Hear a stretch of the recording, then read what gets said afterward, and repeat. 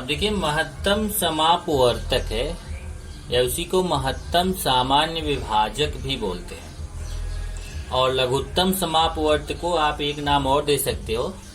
वहां पे जहां लघुत्तम समापवर्तक लिखा था वहां पे आप जैसे देखिए महत्तम समापवर्तक को महत्तम सामान्य विभाजक बोलते हैं, इसको शॉर्ट में मसावी बोलते हैं। और जो लघुत्तम समापवर्त लिखा था आपने उसके ब्रैकेट में आप लिख सकते हैं, जो लघुत्तम वाला लिखा था उसके ब्रैकेट में लिख सकते हैं लघुत्तम सामान्य विभाज्य। लघुत्तम सामान्य विभाज्य बोलते हैं उसको, या लसावी। ये देखो लघुत्तम सामान्य विभाज्य।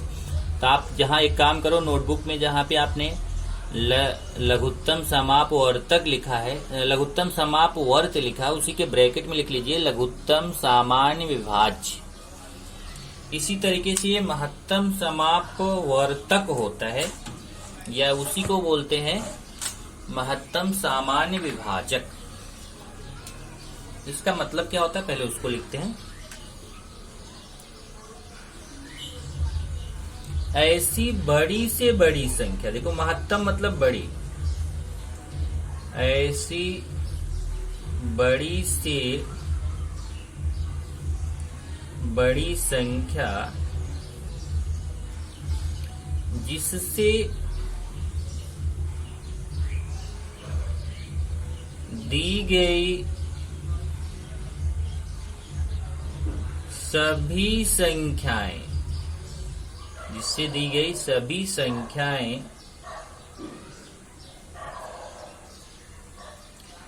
विभाजित हो जाती हैं, विभाजित हो जाती हैं, उसे महत्तम समापवर्तक या फिर महत्तम समान विभाजक कहते हैं।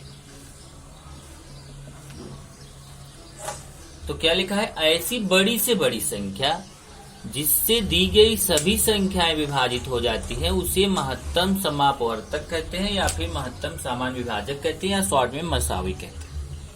तो चलिए अभी उदाहरण लेते हैं। जैसे हमें निकालना है 15, 35 और 28 का महत्तम समापवर्तक निकालना है। समापवर्तक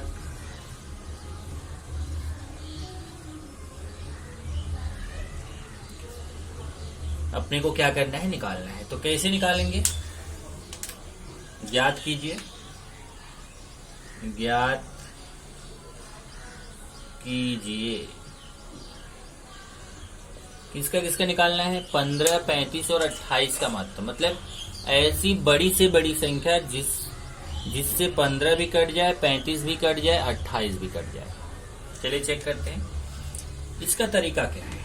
इसका तरीका यह है कि 15 जो है ना उसका भी गुणनखंड करेंगे, 35 का भी गुणनखंड करेंगे, 28 का भी गुणनखंड करेंगे। चलिए मैं पहले यहाँ पे 15 का गुणनखंड करता हूँ। थोड़ा और दूर दूर लिख लेते हैं इसको।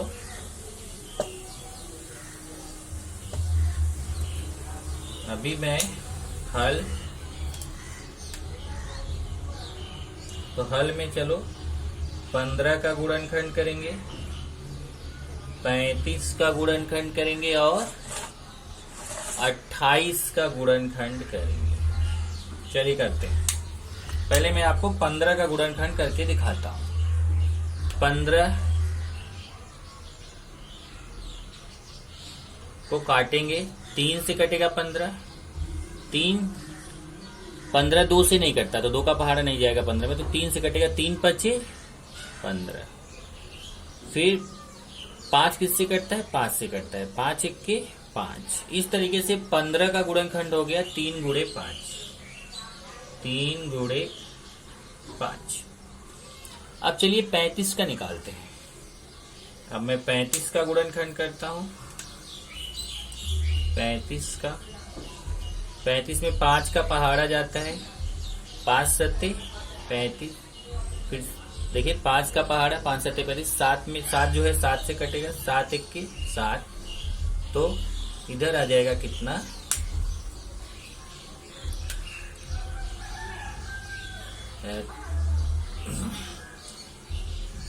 35 को 5 गुणे 7 लिख देंगे, 5 गुणे 7। चलो इसको ब्लू से लिखता हूं। 15 का क्या हो गया, 3 गुणे 5, और 35 का 5 गुणे 7। एक काम करो, यहाँ थोड़ा सा अंक में बदल रहा हूं क्योंकि अभी पहला वाला क्वेश्चन है, तो एक आंसर बाद में समझाता हूं। यहां मैं कर देता हूं 45। यहाँ पे क्या कर देता हूं, 15, 35 और 45। चलिए अब 45 का मैं गुणनखंड करने चल रहा हूं। पहले 5 से काटूंगा, पहले 3 से कटेगा 45, 5 से भी पहले काट सकते हो, नो प्रॉब्लम। जैसे मान लीजिए 5 से पहले काटे तो चलेगा, लेकिन आपके ऊपर है, आप किसी से भी पहले काट सकते हो, पर अब अभाज्य संख्या से काटना है। 5 9 45, फिर 9 किससे कटेगा, 3 से, 3 3 9, फिर 3 किससे कटेगा, 3 से, 3 1 के 3। पहले 5 से 45 में भाग दिया, 5 9 45, फिर 9 में 3 का भाग जाएगा, 3 3 9, फिर 3 में 3 का भाग जाएगा, 3 1 के 3। आप चाहे तो पहले 3 3 से भाग दे लो, तब 5 से, उससे फर्क नहीं है। तो यहाँ पे क्या आ गया अभी, 28 का 45 का आ गया 5 गुणे 3 गुणे 3, 5 गुणे 3 गुणे 3। अब देखेंगे कि इसमें ऐसी कौन सी संख्या है जो तीनों में दिख रही है। ऐसी कौन सी संख्या है जो तीनों में दिख रही है, वही हो जाएगा महत्तम समापवर्तक। ये देखिए 5 इसमें भी है, 5 इसमें भी है, 5 इसमें भी है, तीनों में आपको 5 दिख रहा है, तो उत्तर हो जाएगा महत्तम समापवर्तक, जिसको हम मसावी बोलते हैं। महत्तम समापवर्तक कितना आ जाएगा, 5। अब 5 ऐसी बड़ी से बड़ी संख्या, अब आप बोलोगे नहीं ये तो छोटी दिख रही है, ये तो उल्टा बोल रहे हो यहाँ पे, लेकिन आपको उल्टा नहीं है, बल्कि ये 5 ऐसी बड़ी से बड़ी संख्या है, इसकी इसी 5 से 15 में भी भाग जाएगा, इसी 5 से 35 में भी भाग जाएगा, इसी 5 से 28, यहाँ 28 नहीं है, यहाँ 28 जगह 45 है, इसी 5 से 15 में भाग जाएगा। देखिए 5 या 15, इसी 5 से 35 भी कटेगा, 5 7 35, और इसी 5 से 45 भी कटेगा, 5 9 45। तो 5 का भाग 15 में भी जाता है, 5 का भाग 35 में भी जाता है, 5 का भाग 45 में भी जाता है। चलिए दूसरा उदाहरण लेते हैं। उदाहरण नंबर 2, यहाँ पे 1 कर दिया मैं। अब दूसरा जैसे मैं ले रहा हूं, मान लीजिए 20। दूसरे उदाहरण में मैं ले लिया 20, 40,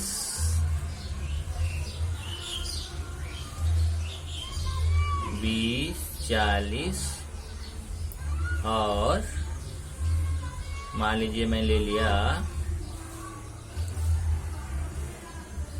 24। चलिए 20 40 और 24 ले लिया। इसका मैं महत्तम समापवर्तक निकालने चाह रहा हूं। तो पहले मैं क्या करूंगा, 20 के छोटे छोटे भाग करूंगा, फिर 40 के छोटे छोटे भाग करूंगा, फिर 24 के छोटे छोटे भाग करूंगा। चलिए मैं करता हूं। अभी पहले मैं 20 के छोटे छोटे भाग करता हूं। 20 में 2 का भाग दूंगा तो 20 में 2 का भाग दूंगा 10 आएगा, फिर 10 में 2 का भाग 5 आएगा, फिर 5 में 5 का भाग जाएगा, 5 1 के 5। तो 20 को मैं लिख सकता हूं 2 गुणे 2 गुणे 5, 2 गुणे 2 गुणे 5। अब चलिए मैं 40 के छोटे छोटे भाग करता हूं।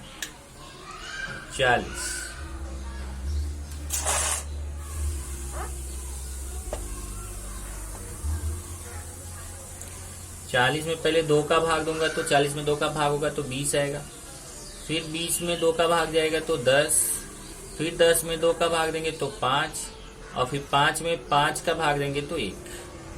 तो 40 का गुणनखंड हो गया 2 गुणे 2 गुणे 2 गुणे 5। तो 40 का हो गया 2 गुणे 2, देख लीजिए 2 गुणे 2 गुणे 2 गुणे 5, 2 गुणे 5। अब चलिए मैं 24 का गुणनखंड करूंगा।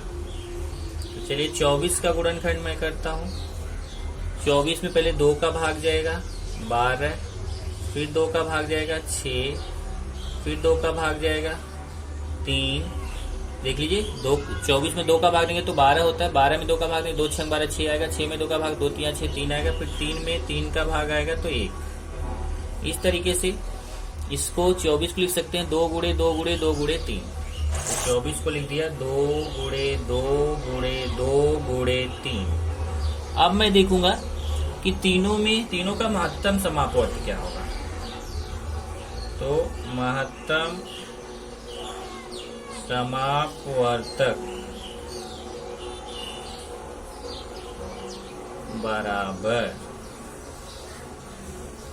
अब देखिए मैं महत्तम समापवर्तक निकालने जा रहा हूं। तो महत्तम समापवर्तक में क्या आएगा, इधर देखते हैं कि तीनों में क्या क्या दिख रहा है। इधर देखिए इसमें भी 2 है, इसमें भी 2 है, इसमें भी 2 है, एक तो मिल गया 2। ये देखिए तीनों में 2 है तो एक 2 मिल गया, फिर गुणे। अब देखिए इसमें भी 2 है, इसमें भी 2 है, इसमें भी 2 है, एक 2 और मिल गया, 2 दूना 4। अब नहीं मिल रहा, देखो यहाँ 5 है, यहाँ 5 है, पर इसमें 5 नहीं है। ध्यान से देखना, ये दोनों में 5 है पर इसमें नहीं है, ये दोनों में 2 है तो उसमें नहीं है। तीनों में जो रहेगा, देखिए जो तीनों में समान संख्या दिखेगी वही लेना। अब आपको 2 में दिख रही तो तीसरे में नहीं दिख रही। देखिए इसमें दोनों में 5 है, इसमें नहीं है, इसमें दोनों में 2 है तो उसमें नहीं है, तब अब नहीं ले सकते। तो इसका गुणा कर लीजिए, 2 दूना कितना हो जाएगा 4।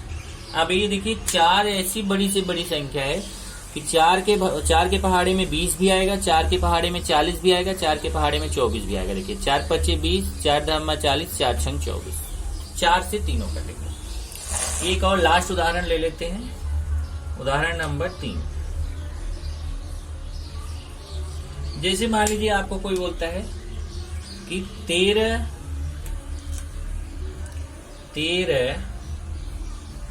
18, 21। देखिए इसका हमें निकालना है। या 13 की जगह चलो और कुछ ले लेता हूं। मान लो मैं ले लिया, मान लो 55। चलो 55, 18 और 21। चलिए अब इसका करते हैं। पहले मैं 55 का गुणनखंड करूंगा, फिर 18 का करूंगा, फिर 21 का करूंगा। तो 55 का गुणनखंड आप कर लेंगे। चलिए 55 का गुणनखंड मैं करता हूं। 55 को पहले 5 से काटेंगे, 11 आएगा, फिर 11 से 11 को काटेंगे, 1 आएगा। तो 55 को लिख सकते हैं 5 गुणे 11। ऐसे 18 का करेंगे। 18 का गुणनखंड चलिए करते हैं। 18 पहले 2 से काटेंगे 9, फिर 3 से काटेंगे 3, फिर 3 से काटेंगे 1। तो 18 का 2 गुणे 3 गुणे 3, ये हो गया 2 गुणे 3 गुणे 3। और फिर हम देखेंगे 21 का गुणनखंड करेंगे। चलिए 21 का करते हैं। 21 का गुणनखंड अब मैं करूंगा तो पहले 21 को मैं 3 से काटूंगा, 3 सत्ते 21, फिर 7 से काटूंगा, 7 21 7। 21 को 3 गुणे 7 लिख सकते हैं, 3 गुणे 7। अब हमें महत्तम समापवर्त निकालना है। महत्तम समापवर्तक निकालना है। तो ध्यान से देखिएगा, इसमें महत्तम समापवर्तक क्या होगा। अब देखिए इसमें आपको तीनों में कुछ भी, जैसे यहाँ 5 है पर इन दोनों में 5 नहीं है, इसमें 11 है तो इसमें नहीं है। देखिए इन दोनों में 3 है पर इसमें नहीं है। ध्यान से समझना, मतलब 2 में तो ये 3 मिल रहा है पर इसमें 3 नहीं। मतलब तीनों में संख्या समान मिलनी चाहिए, पर इसमें तो कोई ऐसी संख्या है ही नहीं जो तीनों में हो। तब जब तीनों में कोई संख्या समान न मिले तब महत्तम समापवर्तक 1 होता है। ध्यान रखिए, याद रखिएगा, जब कोई संख्या ना हो तो महत्तम समापवर्तक 1 होता है। जब कोई संख्या समान ना हो तो 1 लो। अगर आप मान लीजिए कि कोई संख्या, जैसे कि इन तीनों में कोई भी संख्या समान नहीं दिख रही है, तब आपको महत्तम समापवर्तक कितना लेना है? 1 लेना है।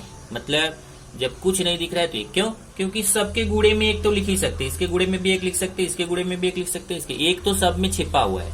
इसलिए जब कुछ ना मिले तो महत्तम समापवर्तक कितना? 1, क्योंकि 1 से 55 में भी भाग जाएगा, 1 से 18 में भी भाग जाएगा, 1 से 21 में भी भाग जाएगा। इस तरीके से मैंने आपको महत्तम समापवर्तक सिखा दिया।